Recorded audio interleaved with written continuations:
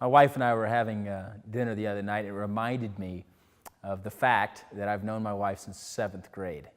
And people think, oh, wow, what an amazing story. You've been married to your wife for so long. And that's where I have to kind of go, not quite. And a lot of people don't know, not because I haven't told them, but I never asked her out. I had a crush on my wife since the first day I met her. In fact, I'll never forget at North Junior High School in Richardson, Texas.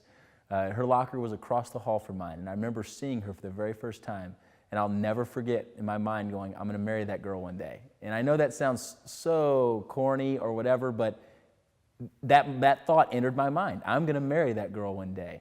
Well, 16 years later, I get the chance to see her again after we had gone from high school and graduated from college, and we were doing our thing. And her mother and her walked into a little restaurant that I was sitting in by chance, right? If you believe in chance. She walked in by design, and I saw Haley, and I remember thinking to myself in that moment, I'm not missing this opportunity. So I went up to her, I said, Haley. She goes, oh my gosh, Logan. And I said, Haley, you married? You have kids? What do you have going on? And her mother actually says, she's single. She's totally single.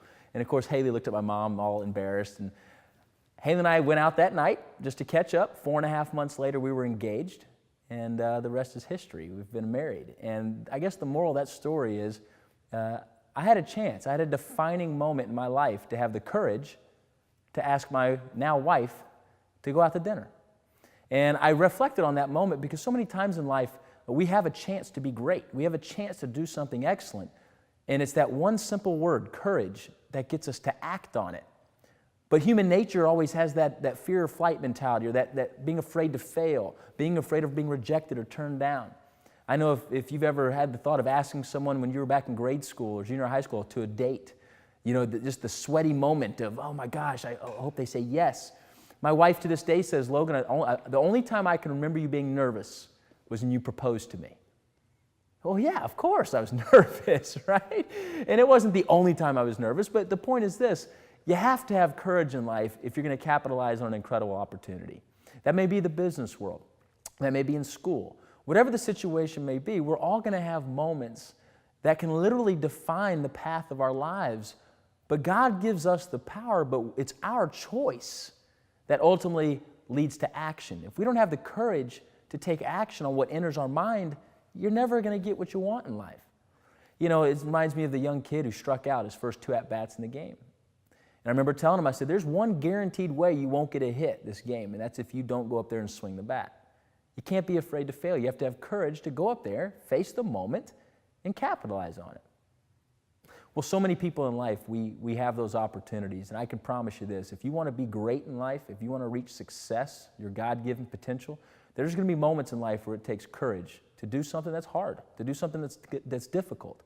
But I promise you this, it'll be worth it as long as your motives and your intentions are pure.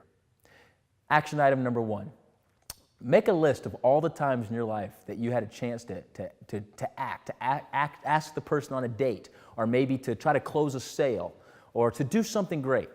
Write all those things down. Action item number 2, how many of those times did you actually take action?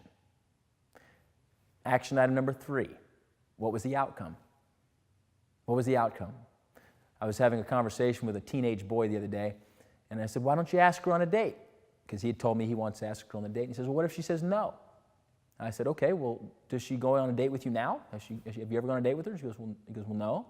I go, okay, so if you ask her on a date and she says no, you're in the same place you're in right now. You got nothing to lose. Ask the girl on a date.